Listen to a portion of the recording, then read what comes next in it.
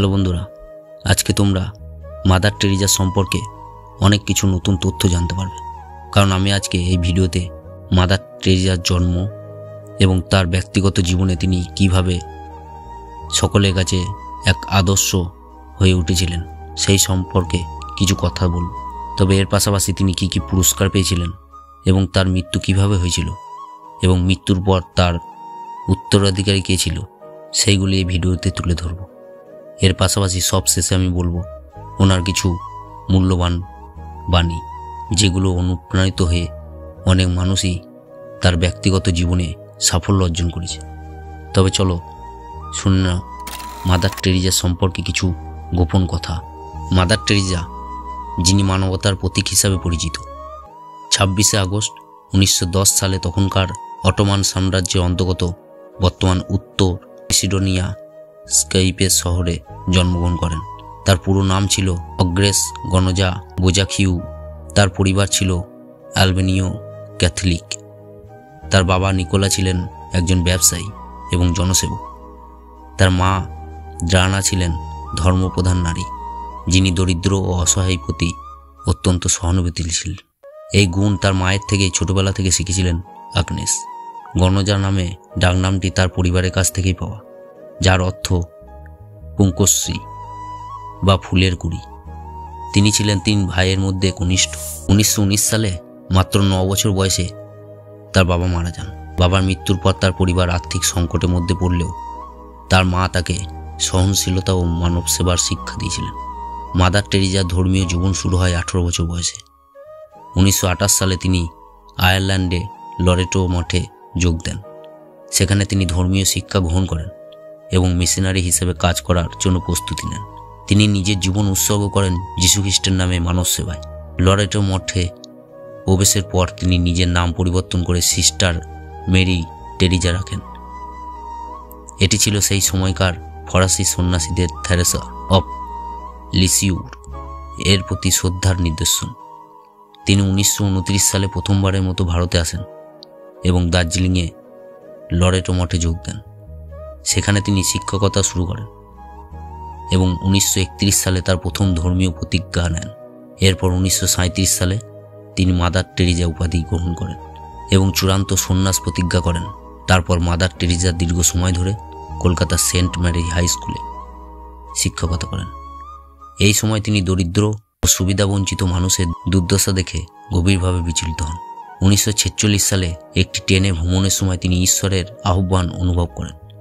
তিনি উপলব্ধি করেন যে তাকে দরিদ্র ও অসহায় মানুষের জন্য সরাসরি কাজ করতে হবে। তারপর 1948 সালে লরেটো মঠ ছেড়ে যান এবং সাধারণ পোশাক হিসাবে সাদা নীল পাড়ের শাড়ি পরিধান করা শুরু করেন, যা পরবর্তীতে তার পরিচয় চিহ্ন হিসেবে গড়ে উঠেছিল। তিনি প্রথমে কলকাতা বস্তিতে গিয়ে দরিদ্র শিশুদের শিক্ষাদান শুরু করেন। তার এই কাজ ছিল সম্পূর্ণ বিনামূল্যে।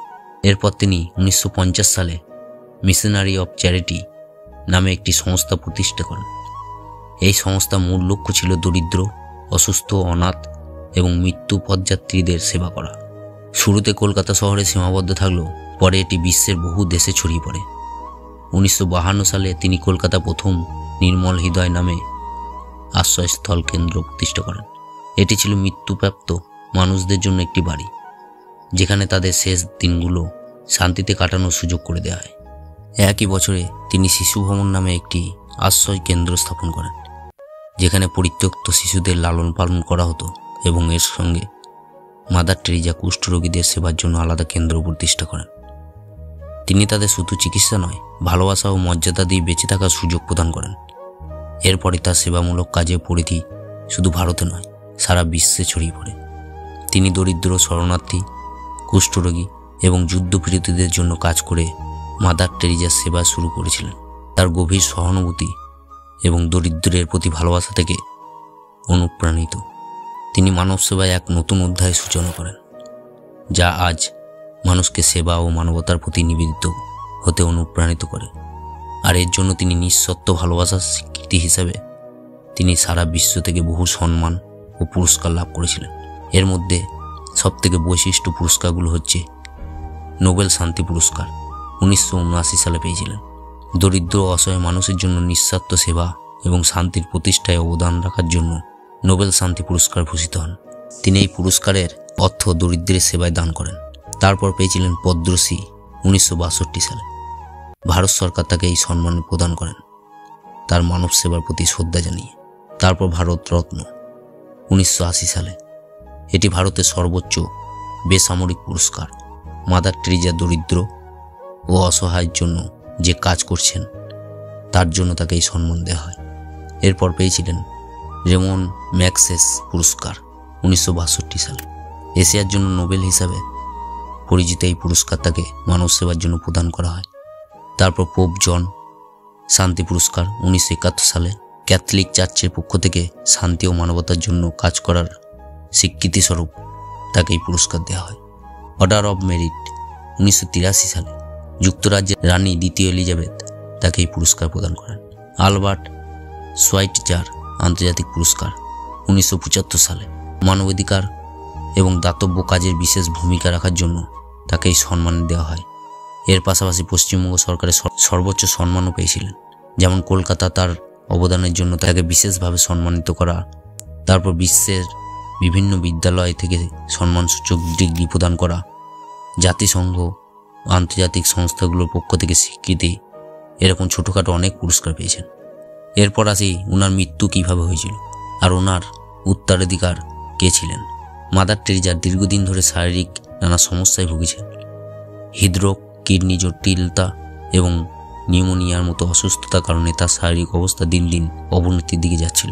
5 সেপ্টেম্বর 1997 সালে 87 বছর বয়সে তিনি কলকাতায় শেষ নিঃশ্বাস ত্যাগ করেন। তার মৃত্যুর সময় তার সেবামূলক সংস্থা মিশনারিজ অফ চ্যারিটি বিশ্বের 133 দেশের 610টিরও বেশি সেবাকেন্দ্রের পরিচালনা করেছিল। মাদার টেরিজার মৃত্যু তার সেবা ও আদর্শকে থামিয়ে দিতে পারেনি। তার কর্ম ও দর্শন আজও বিশ্বের কোটি কোটি মানুষের হৃদয়ে জীবন্ত। তার প্রতিষ্ঠিত মিশনারিজ অফ চ্যারিটি সংস্থা তার মৃত্যুর পরও মানব সেবা কাজ অব্যাহত রেখেছে। এই সংস্থাটি দরিদ্র, অসুস্থ, অনাথ এবং মৃত্যু পথযাত্রীদের সেবা কাজে কাজ করে যাচ্ছে এবং বিশ্বজুড়ে মানবতার মশাল জ্বালিয়ে রেখেছে। তার মৃত্যুর পর ওনাকে বিশ্বব্যাপী ক্যাথলিক চার্চ এবং সাধারণ মানুষের কাছে থেকে বিশাল সম্মান ও ভালোবাসা প্রদান করা হয়। 2003 সালে পোপ জন পল তাকে ধন্য উপাধি দিয়েছিলেন। 2016 সালে পোপ ফ্রান্স তাকে সন্ত হিসাবে ঘোষণা করেন। মাদার টেরিজার জীবন ও কর্ম বিশ্বের কোটি কোটি মানুষের কাছে মানবতার চিরন্তন দৃষ্টান্ত হয়ে আছে। তার সেবায় আদর্শ আজও সারা বিশ্বে মানুষকে দরিদ্র ও অসহায়দের পাশে দাঁড়াতে অনুপ্রাণিত করেছে। তিনি তার উত্তরাধিকারী হিসাবে মিশনারিজ অফ চ্যারিটি সংস্থাটিকে তার সব কিছু দিয়ে গিয়েছেন। এর পাশাপাশি তার বক্তব্য এবং কর্মধারা মানুষকে ভালোবাসা, সহানুভূতি এবং সেবায় মূল মানে বুঝতে সাহায্য করে। তিনি বলে গিয়েছিলেন, যদি তুমি 100 জনকে খাওয়াতে না পারো তবে অন্তত একজনকে খাওয়াও। আমরা সবাই বড় কিছু করতে পারি না, কিন্তু আমরা ছোট ছোট কাজ করতে পারি অনেক ভালোবাসা দিয়ে। যেখানেই যাও ভালোবাসা ছড়িয়ে দাও। এমন কাউকে ছেড়ে যেও না যে তোমার কাছ থেকে খুশি নিয়ে যেতে পারবে না। গতকাল চলে গেছে, আগামীকাল এখনো আসেনি, আমাদের কাছে আছে শুধু আজ। চলো শুরু করি। ভালোবাসা ক্ষুধা, রুটি রুজির ক্ষুধার চেয়ে অনেক বেশি কঠিন। আমি একা পৃথিবী বদলাতে পারবো না, তবে আমি জলে পাথর ছুঁড়ে ঢেউ তৈরি করতে পারি। নেতাদের জন্য অপেক্ষা করো না, একা করো, একজন থেকে আরেকজনের জন্য। ছোট ছোট কাজের প্রতি বিশ্বাস হও, কারণ সেখানেই তোমার শক্তি লুকিয়ে থাকে। তবে মাদার টেরিজার জীবনে যে কথাগুলি বা বাণীগুলি বলে গিয়েছিল সেগুলি তার জীবনের মতোই সহজ, সরল এবং গভীর। মাদার টেরিজার জীবন মানবতার প্রতি নিঃস্বার্থ ভালোবাসা ও সেবার এক উজ্জ্বল উদাহরণ। দরিদ্র, অসহায় এবং কষ্টে থাকা মানুষের জন্য তিনি নিজেকে পুরোপুরি উৎসর্গ করেছিলেন। তার কাজ আমাদের শেখায় যে মানবতার সেবা আসলে ঈশ্বরের সেবা। তিনি কখনোই ধন সম্পদ বা ব্যক্তিগতভাবে সম্মানের জন্য কাজ করেননি, বরং দরিদ্রের মাঝে ঈশ্বরকে খুঁজে পেয়েছিলেন।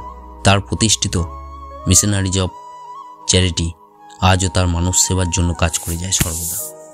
এছাড়া মাদার টেরিজা বলেছিলেন, আমাদের সবার কাজ একে অপরকে ভালোবাসা দিয়ে সাহায্য করা। এই বার্তাটি শুধু তার সময়ের জন্য নয়, চিরকালীন। তার জীবন ও আদর্শ আমাদের অনুপ্রাণিত করে শান্তি, ভালোবাসা এবং সহানুভূতি পথে চলতে। মাদার টেরিজার জীবন থেকে আমরা শিখি দয়া ও ভালোবাসা দিয়ে বিশ্বকে বদলে দেওয়া সম্ভব। তিনি প্রমাণ করেছেন যে এক ব্যক্তি হলেও তার কর্ম ও সেবার মাধ্যমে বিশ্বজুড়ে মানুষের হৃদয়ে স্থান করে নেওয়া যায়। তার উত্তরাধিকারী মানবতার প্রতি ভালোবাসার এক চিরন্তন মশাল হয়ে থাকবে। আজ এই পর্যন্তই। আজকের ভিডিওটি তোমাদের যদি ভালো লাগে তাহলে ভিডিওটিতে একটি লাইক, শেয়ার, কমেন্ট করে জানাবে। আর যারা এই ভিডিওটি নতুন দেখছো আমাদের চ্যানেলটি সাবস্ক্রাইব করুন, পাশে থাকা বেল আইকনটি বাজিয়ে দিন নিত্য নতুন ভিডিও পাওয়ার জন্য। ধন্যবাদ। সবাই ভালো থাকবে।